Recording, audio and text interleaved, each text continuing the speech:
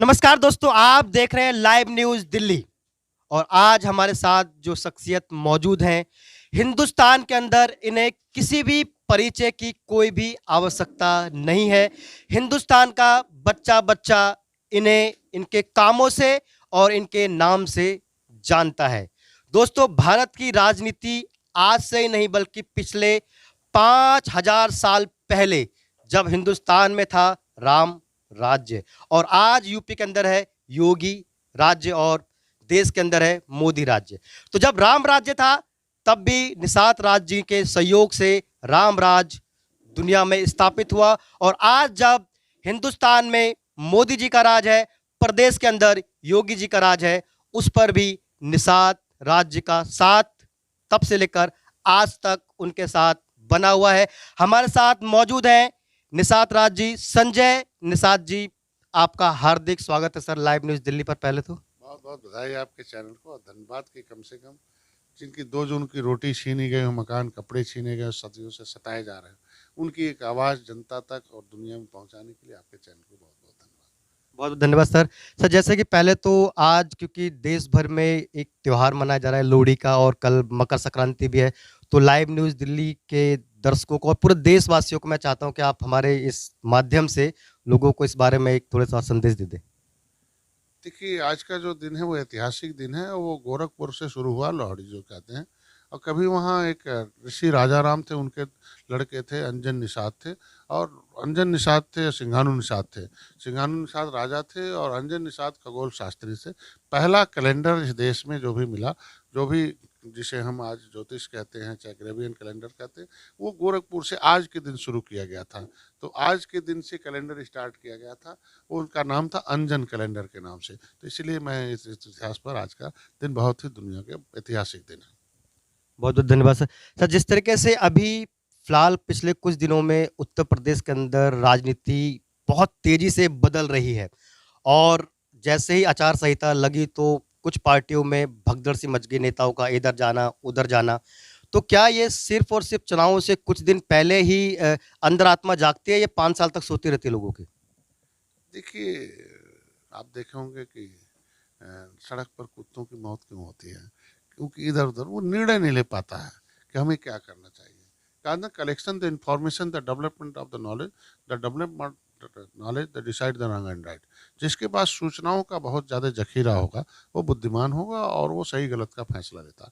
और ये तभी हो सकता है जब आप कैडर हो, शिक्षित प्रशिक्षित दर्श हो, आपके पास किताबें साहित्य हो, पॉलिटिकली ट्रेंड हो। तो पॉलिटिकल ट्रेंड आदमी एक जगह स्थिर रहता है।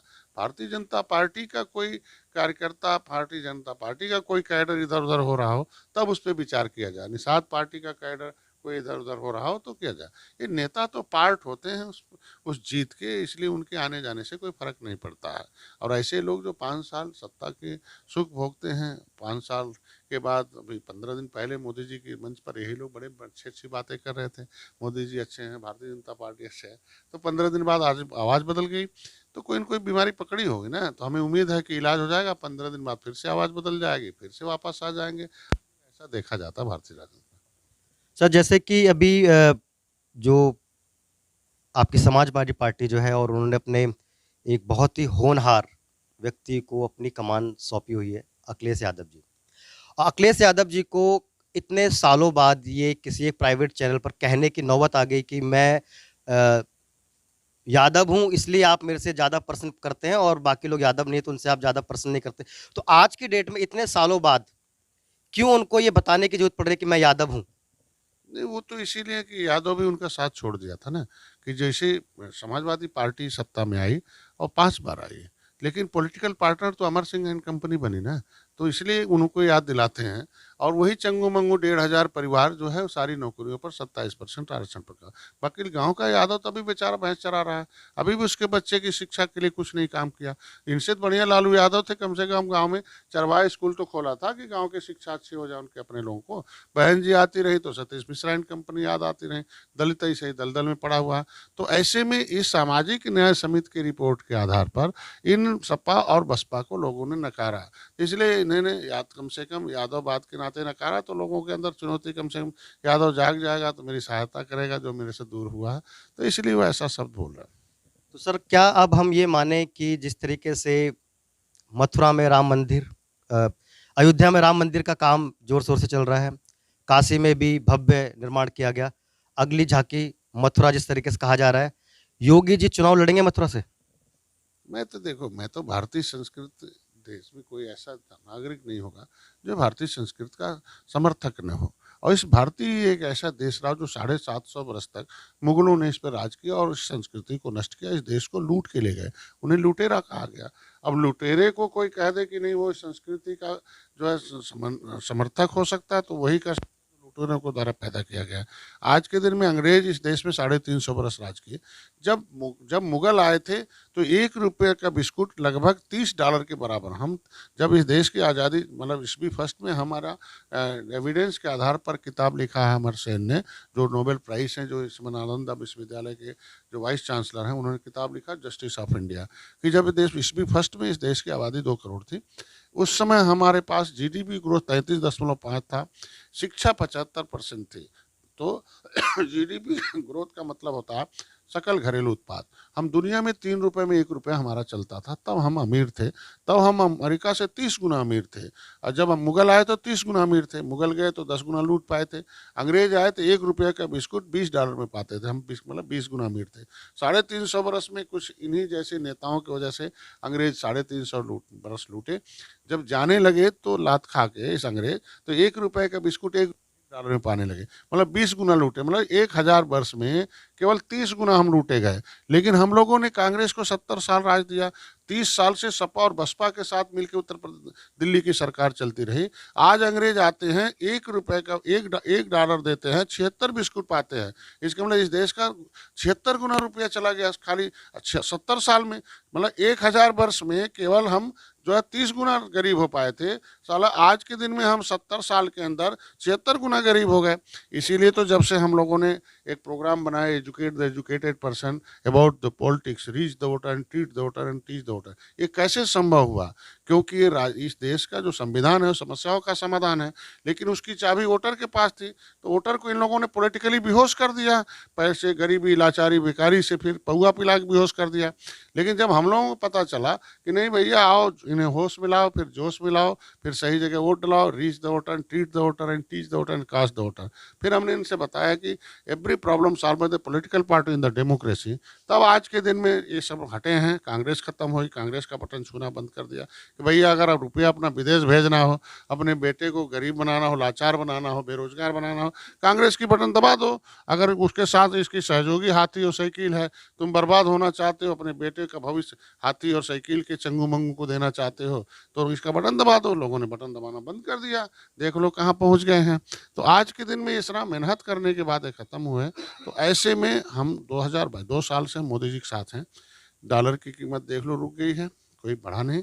तो आज के दिन में उम्मीद है कि देश के नौजवानों को रोजगार मिलेगा। आज के दिन में भारतीय जनता पार्टी है कि चाय वाले के बेटे के प्रधानमंत्री बनाती है।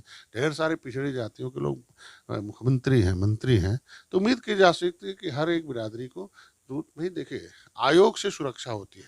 दलितों का ढेर सारे नेता, 133 सांसद थे, जगजीवन राम जैसे उप मुख्यमंत्री थे, लेकिन दलितों को न्याय नहीं मिलता था। लेकिन जब अनुसूचित जात आयोग एक्टिव हुआ, जब उनके यहाँ एक पार्टी बनी, तो जाके आज देखो दलितों की न्याय की सुरक्षा है, उनके जमीन की, रोजी रोटी की, उनकी बेटी की सुरक्षा है।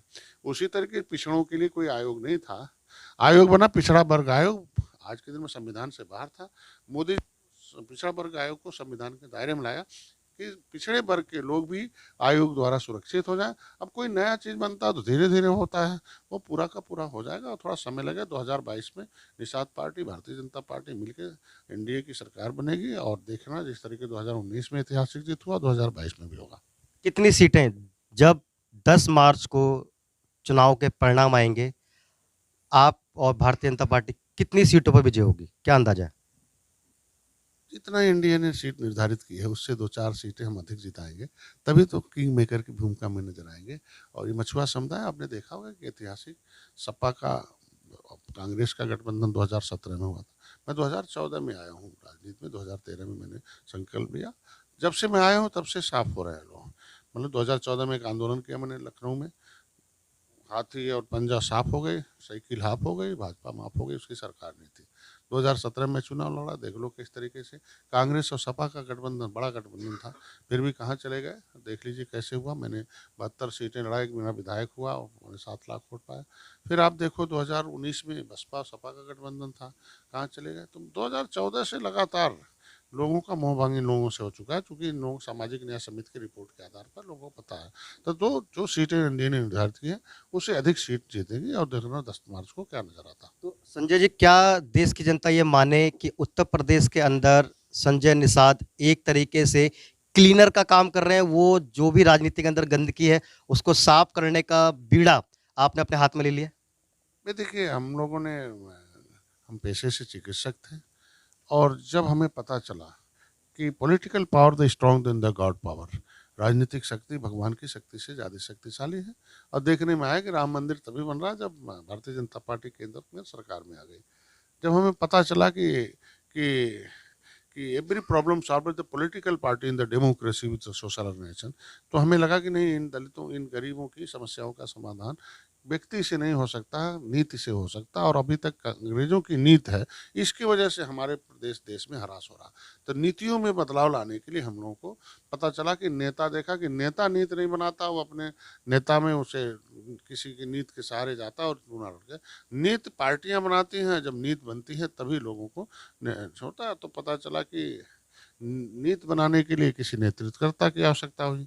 तो पढ़ने में आया कि भैया किसी समाज पर धोखेबाजी हो रही हो, अन्याय हो रहा हो, षड्यंत्र हो रहा हो, उस समाज को पता न चले, लेकिन जिसे पता चल जाए लड़ाई लड़े और संघर्ष करे, उसे नेतृत्वकर्ता करना।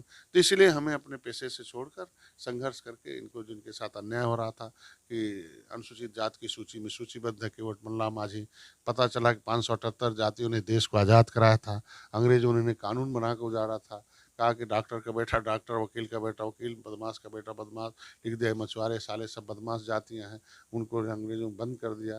पता चला छुपने के लिए तरह तरह के जातियों में बट गए, नाम ही बदल दिया अपना।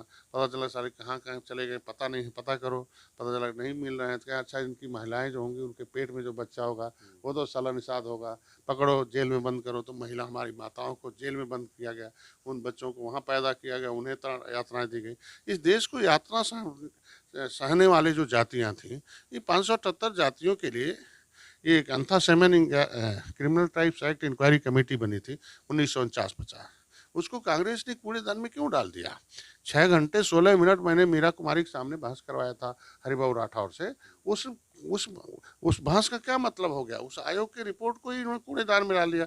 और जब हमारे लोग जागे तो उन्होंने क्या, कांग्रेस को ही कूड़ेदान में डाल दो। ऐसे लोगों को क्या जरूरत है जो देश को आज़ाद कराने वाले को सम्मान नहीं कर सकता? और इनकी जो कांग्रेस थी 30 साल से सपा बसपा के सहयोग से दिल्ली की सरकार चल रही थी।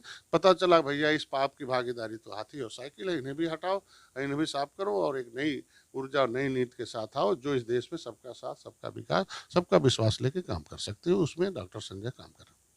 बहुत बहुत धन्यवाद दोस्तों, आप देख रहे थे लाइव न्यूज़ दिल्ली और ये थे संजय निषाद। और आने वाले समय में, जैसा कि मैंने कहा, उत्तर प्रदेश के अंदर राजनीति के अंदर जो बीमारियां हैं उसका इलाज इनके पास है और वो बड़ी ही आसानी से उन बीमारियों का इलाज करेंगे। आप देख रहे हैं लाइव न्यूज़ दिल्ली, देखते रहिए, जुड़े रहिए। धन्यवाद।